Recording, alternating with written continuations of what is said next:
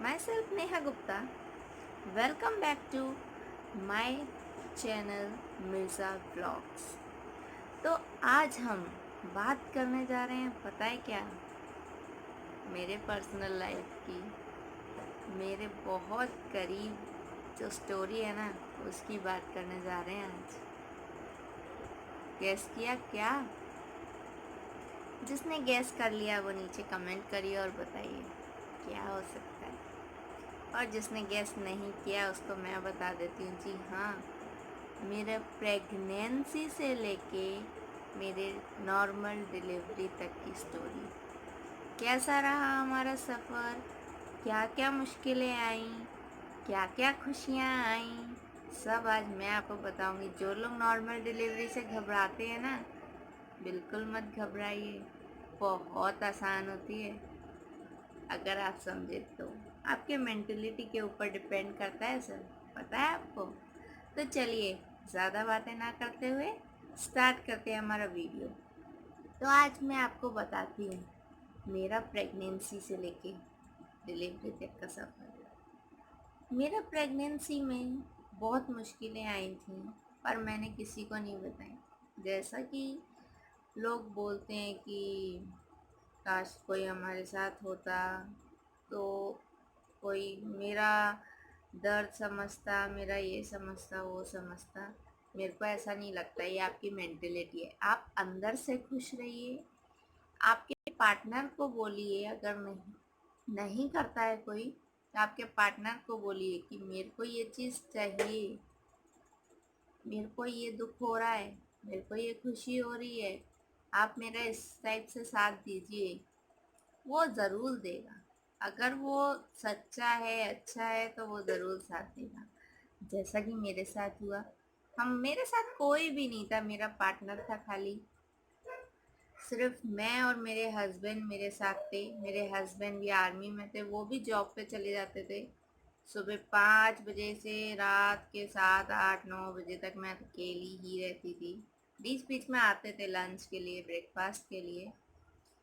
फिर ये टाइम क्या होता है यार, जल्दी से ब्रेकफास्ट किया, निकल लिया। आर्मी वालों का तो आपको पता ही है ना, बताने की ज़रूरत ही नहीं है लगता है। चलिए, तो मैंने फर्स्ट टाइम जब चेक किया था, तो अगस्त में चेक किया था। वो था अगस्त नहीं, सॉरी, सितंबर में चेक किया था मैंने, स्टार्टिंग वीक्स में ही। संडे वाला दिन था, डेट याद नहीं है, डे याद है, संडे वाला दिन था वो। उस दिन मैंने सुबह सुबह चेक किया था और रिजल्ट पॉजिटिव आया।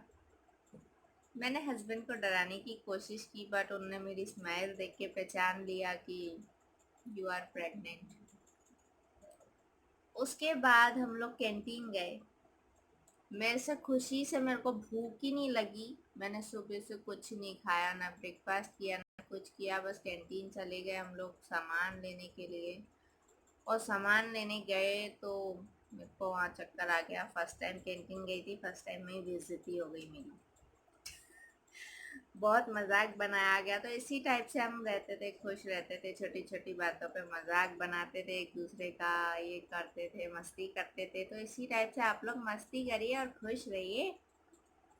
फिर नॉर्मल लाइफ चलती रही, हम लोग को चेकअप कराए, सब कुछ नॉर्मल चलता रहा। मेरे को वॉमिटिंग की प्रॉब्लम बहुत ज़्यादा रही थी, पर मैंने सच किसी को कुछ नहीं बोला। मेरे हस्बैंड को पता था और मेरे को पता था बस, और किसी को कुछ नहीं पता था। फिर वॉमिटिंग की प्रॉब्लम चलती रही, हम ठीक है ठीक है ठीक है, नॉर्मल नॉर्मल सोचते रहे। फिर बहुत ज़्यादा ही हो गया। तो जो मेरा बेबी था वो 5 मंथ्स कंप्लीट हो गए थे मेरे प्रेगनेंसी को। उसके बाद जाके मेरे को एडमिट किया। एडमिट भी उनने बोला था, बट हम लोग डर से कि यार क्या करना है एडमिट होके, ये वो सोच के हम लोग भाग आए चुपके से। उसके बाद नेक्स्ट डे मेरे को इतनी भयंकर चक्कर आया, तो फिर मैंने कॉल किया हस्बैंड को। कॉल पे बात हुई, फिर उन्होंने बोला कि ये वाली दवाई ले लीजिए अभी, जो मैम ने दी थी। अगर फिर भी ना कुछ हो तो बताना, कॉल करके इमरजेंसी में चलते हैं। बट मैंने इग्नोर मारा। रात जैसे तैसे हम लोगों ने निकाली। उसके बाद सुबह हुई। सुबह होते ही हम लोग गए, जैसे तैसे गए।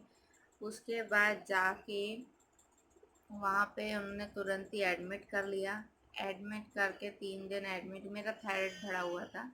थायराइड प्रॉब्लम हो गई थी मेरे को उस टाइम, बट अब नहीं है। बहुत लोगों को थायराइड प्रॉब्लम अगर हो तो पूरी लाइफ उसकी दवाई मत लीजिएगा, क्योंकि अगर आपको पहले से है तो फिर वो आपका प्रॉब्लम है थायराइड का। बट किसी किसी को, बहुत से लोगों को प्रेगनेंसी के टाइम पे, खाली प्रेगनेंसी के टाइम पे थायराइड हो जाता है। तो उस टाइम पे आप लोग तब चेक कराइए, तब दवाई लीजिए। बट मैं बताऊं, मैंने वो भी नहीं ली थी, इसलिए मेरा थायराइड बढ़ चुका था। तो आप उस टाइम पे रेगुलर दवाई लीजिए, क्योंकि बहुत कुछ हो सकता है। और अपनी प्रेगनेंसी को किसी से कंपेयर मत कीजिए। चेकअप टाइम टू टाइम कराइए। मैंने सारे चेकअप टाइम टू टाइम कराए थे, मेरे साथ कोई भी नहीं था बताने वाला, करने वाला। मैं अकेली थी, मैंने अकेले संभाला। उसके बाद 8 मंथ्स कंप्लीट हुए। 8 मंथ 9 मंथ जैसी लगा था तो मैं अपने ससुराल चली गई। जैसा कि आप सब जानते हैं, जम्मू में मेरा ससुराल है। वहाँ चले गए हम लोग डिलीवरी के लिए। वहाँ जाके जो सोनोग्राफी लास्ट होती है, वो लास्ट सोनोग्राफी मैंने कराई। उसमें मेरे को गैस बहुत ज़्यादा हो रही थी, मेरे को पता था। बट मेरी मदर इन लॉ सुनने के लिए तैयार नहीं थी। उनको अंदर से इतनी ज़्यादा घबराहट हो रही थी कि इसका तो ऑपरेशन होगा, अब क्या होगा। ये सब सोच सोच के उनका दिमाग ख़राब होता जा रहा था। बट फिर मैंने उनको हौसला दिया जैसे तैसे कि नहीं मम्मी, जब होगा तब की तब देखे जाएंगे। ये प्राइवेट लोग पे विश्वास इतनी जल्दी नहीं करो, क्योंकि हमारा ट्रीटमेंट आर्मी हॉस्पिटल से हो रहा है, तो उन पर ज़्यादा ट्रस्ट करो। जहाँ ट्रीटमेंट करा रहे हैं उनको ज़्यादा पता है। ये तो बस 5 मिनट सोनोग्राफी की है। तो सोनोग्राफी करके मैं उनकी बातों में नहीं आई थी, पर मेरी मदर इन लॉ थोड़ा सा मान गई थी। फिर जैसे तैसे उनको मनाया हम लोगों ने। उसके बाद सोनोग्राफी दिखाई, सब कुछ नॉर्मल बताया आर्मी हॉस्पिटल में। एमएच में सब कुछ नॉर्मल था। फिर मैं 21 मई को, संडे वाला दिन था, 21 मई को मेरे को पेन उठा। मेरे जैसा बेवकूफ़ कोई मत बनना ये वीडियो देख के, इसीलिए मैं ये वीडियो बना रही हूँ। मेरे जैसा बेवकूफ़ अगर कोई हो तो, हाँ हो सकते हैं। फर्स्ट टाइम था, किसी को नहीं पता था। तो 21 अप्रैल को मेरे को फर्स्ट पेन हुआ था।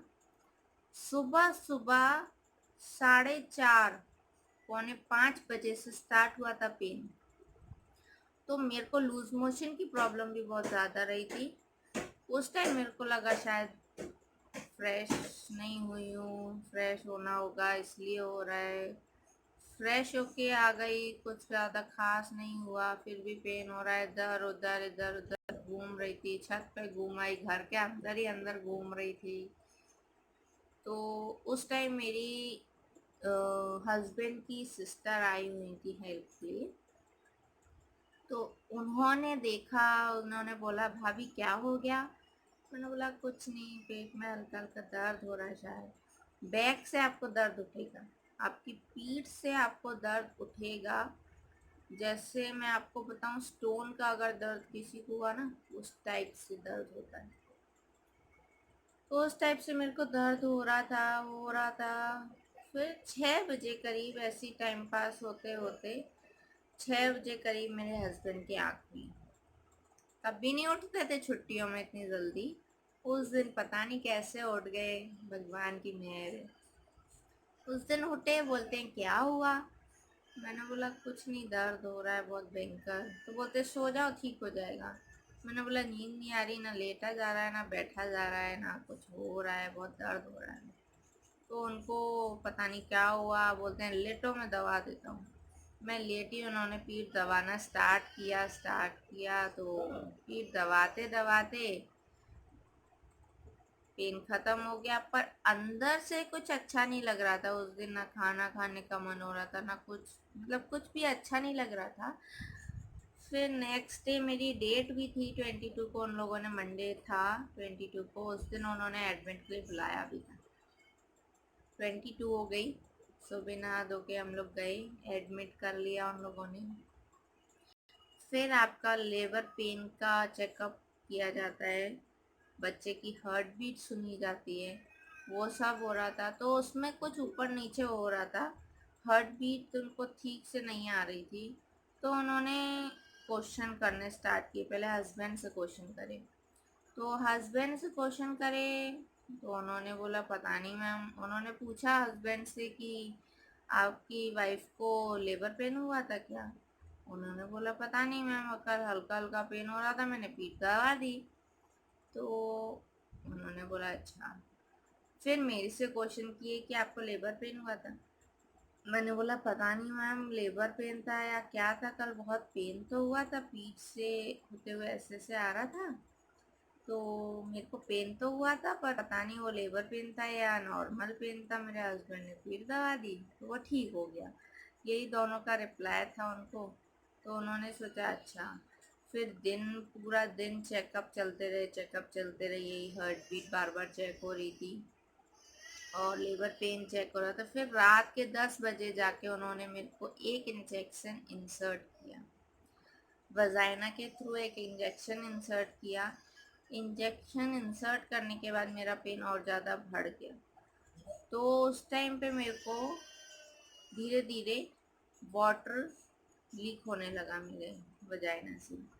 लीक होने के बाद करीब 2 बजे करीब मेरे को ब्लीडिंग, हल्की हल्की ब्लीडिंग स्टार्ट हो गई थी।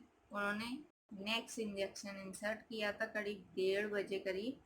तो 2 बजे से मेरे को ब्लीडिंग स्टार्ट हुई थी और पेन और ज़्यादा बढ़ गए। बट वो रात थी पेन की, उसके बाद आज तक मेरे को कोई भी प्रॉब्लम नहीं। बहुत जल्दी मैंने रिकवर किया, 2 दिन में मेरे को डिस्चार्ज भी कर दिया गया था। तो सुबह 6:45 बजे 6:55 पे मेरा बेबी बॉर्न हुआ। और उस टाइम मेरे को क्वेश्चन पूछा गया, बताइए कौन है? 5 बार आपसे क्वेश्चन करेंगे, ये बताइए कौन है, मेल है फीमेल है, मेल है फीमेल है। I said he is male. तो उन्होंने बोला फिर से वही 5 बार में से एक। मैंने बोला क्या मेरे को पागल समझ रहे हैं क्या? ठीक है, 5 बार किया। फिर उसका फुटप्रिंट लिए, सब कुछ लिया, नॉर्मल डिलीवरी भी हो गई। और सबसे बैड मेरे लिए ये था कि मेरे हस्बैंड मेरे साथ नहीं थे उस टाइम पे। वो उनकी गलती नहीं है, बिकॉज एमएच का रूल था कि कोई भी हमारे साथ नहीं रह सकता है। तो इसलिए ये थोड़ा सा लगा।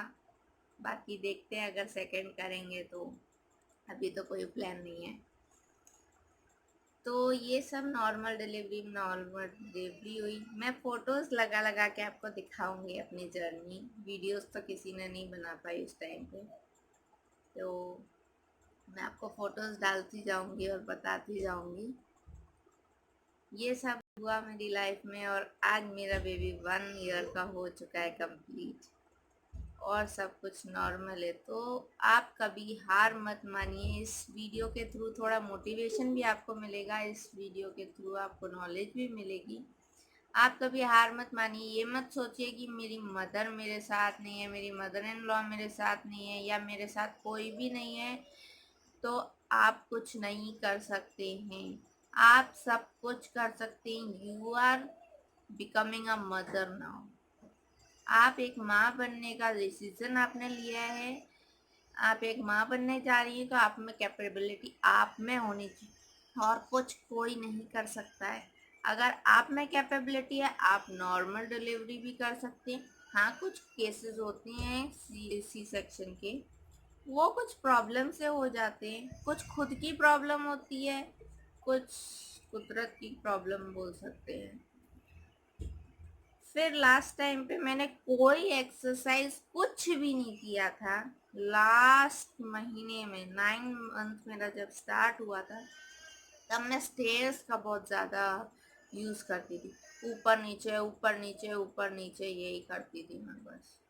ना मैंने पोंछा लगाया, ना मैंने कुछ किया बैठ के। बहुत लोग बोलते हैं कि बैठ के पोंछा लगाओ तो नॉर्मल डिलीवरी होगी, ये करो तो ऐसा कुछ नहीं होता। लास्ट टाइम पे आपको वाटर की प्रॉब्लम हो जाती है, पानी कम हो जाता है तो ऑपरेशन होता है, खून कम हो जाता है तो ऑपरेशन होता है, बहुत सी चीज़ें होती हैं तो ऑपरेशन हो जाता है। फिर उसमें कुछ नहीं कर सकते, ऑपरेशन से भी मत घबराइए।